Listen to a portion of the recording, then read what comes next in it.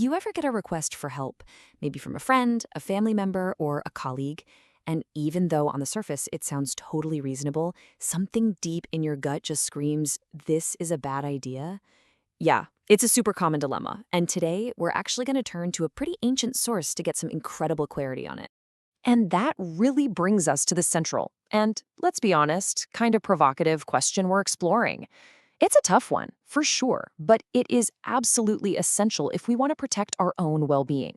So, when does helping someone else cross that line and actually become an act of hurting ourselves? This problem is not new, not by a long shot. In fact, to really get our heads around it, we're going to dive into a 2,500-year-old fable from ancient Greece that gives us this timeless, razor-sharp lesson in discernment.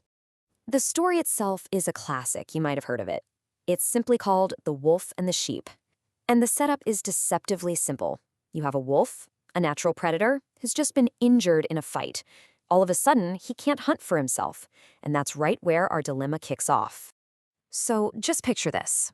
The wolf, in this really rare state of vulnerability, is just lying there, helpless. He can't get his own food, can't get his own water. And right at that moment, a potential meal, a sheep, just happens to wander by.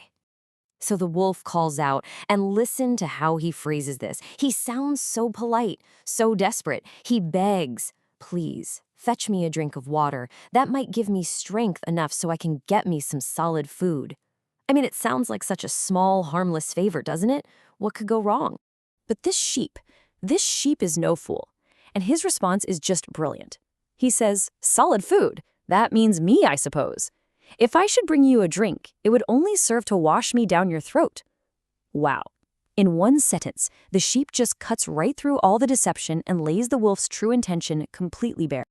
And right here, this is the core message of the whole fable. The sheep's genius wasn't just in his clever comeback. It was in his ability to see the ultimate consequence. He wasn't just reacting to the immediate, innocent-sounding request. He was playing the tape forward to the final, inevitable outcome of his actions. This really breaks the whole trap down, doesn't it?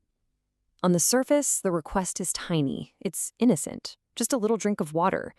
But the underlying intent? Well, that's purely predatory.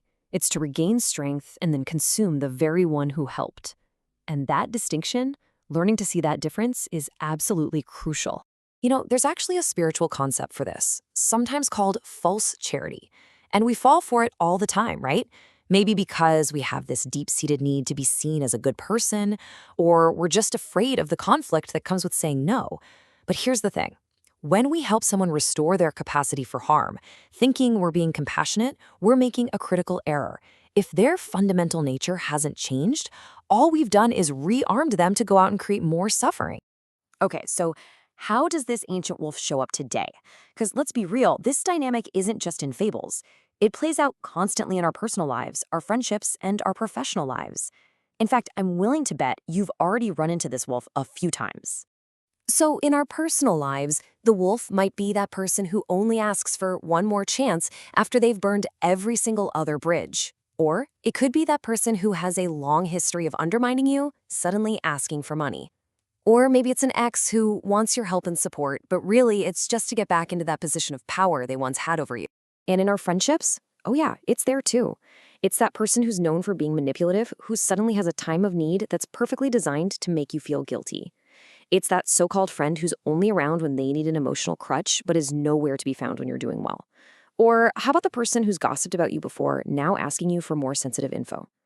The pattern is always the same. And at work, this is incredibly common. It's the rival at the office who comes asking for your help, but only after their own aggressive plan completely backfired. Or, and this is a really unsettling one, being asked to train a new colleague on your unique skills when you have a sneaking suspicion they're being brought in to replace you. The request seems professional, but the real intent is to disarm you. Okay, so we can see the trap. It's everywhere. The big question is, how do we shift from being a potential victim to becoming the wise sheep?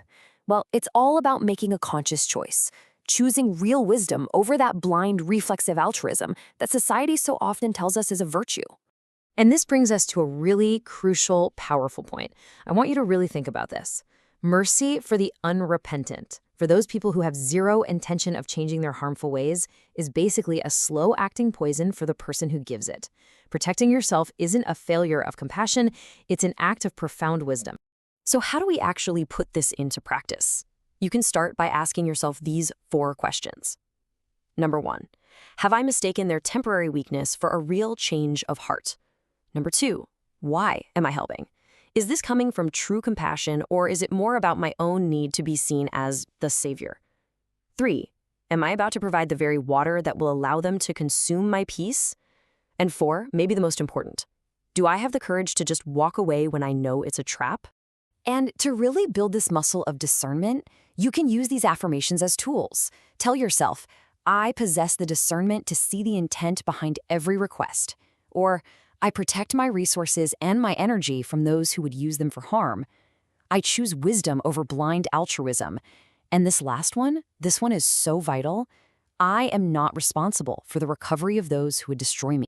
Now, the lesson here isn't to become cynical or to stop caring, not at all.